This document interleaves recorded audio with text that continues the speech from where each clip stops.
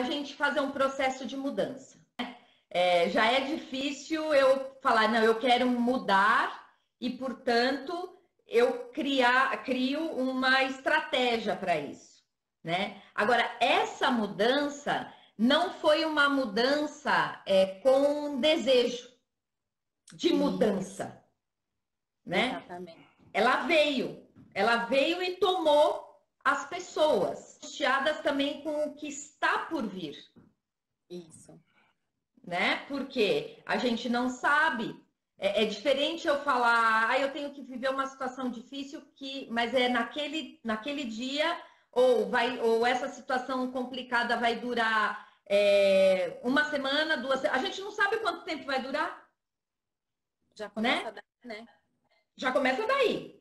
Né? Só teve ponto de início, não tem ponto de término. Né? E com certeza, quando tiver esse término, não vai ser o retorno, vai ser uma outra coisa. Vai ser uma outra coisa, isso. Né? Quando a gente fala nisso, né? Que eu acho muito importante da gente pontuar é que isso é um processo de luto. É justamente a gente ter que lidar com um vínculo que se rompeu. É quando você tem que. Você perdeu, você foi privado de algo, né? Que não foi pela sua vontade, né? Que é o que você trouxe, a questão dos desejos, das vontades. Nós fomos privados deles nesse momento, né? Uhum. Então, algo se foi, porque agora, a partir de agora, a gente vai construir um mundo novo. Algo novo vai chegar, né? Que ainda não está pronto, ele vai ser construído. Então, só que é isso, é um novo que chegou de repente.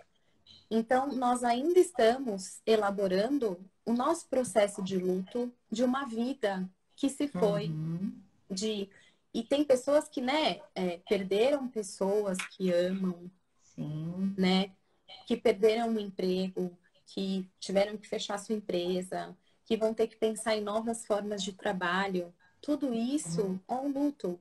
Primeiro a gente precisa entender o que a gente está vivendo para conseguir olhar para frente, né? Então, o que eu acho importante pontuar com isso nós vamos ter aí alguns sentimentos que eles vão passar aí por um fluxo de emoções, né? Então, o luto, ele tem um processo que ele passa por algumas fases. E eu acho importante a gente falar um pouquinho dela. O primeiro ponto do luto é a negação, que na verdade ele vem muito para nos proteger, né, daquela realidade tão dura, tão cruel. Então, de início a gente nega, né, a doença, a gente nega que ela seja tão séria e tão grave. E a gente vê aí quantas pessoas estão aí negando ainda, né, a seriedade dela. Você vê números acontecendo, mas ainda tem gente que fala, não, ainda tá nessa fase, né? Ainda tá na negação e às vezes nem sai dela. A raiva também é uma das emoções que vem no luto, né? É quando a gente se revolta mesmo, se revolta com a vida, se revolta com Deus, se revolta com a fé, se revolta com a vida. Por quê? Porque a gente fica muito puto mesmo com o que foi tirado e a gente não teve, né, às vezes, nem a oportunidade de se despedir mesmo, de lidar com isso. De repente, algo, né? Muitas coisas de nós, que é o que você falou, foi tirado de um dia para o outro, né? E aí nós temos também uma outra fase que é a barganha, que é justamente quando você começa a ter algum controle da situação. Então, quando você começa a pensar em possibilidades de troca, em possibilidades de mudar algumas coisas, de repensar algumas situações. E aí, uma que é muito importante também é a fase da tristeza. a melancolia, a tristeza, que isso significa o quê? Que é quando a gente realmente começa a entender a nossa impotência perante a vida, né? Entender a nossa impotência perante uma determinada situação e a lidar de uma forma um pouco mais consciente com aquela dor.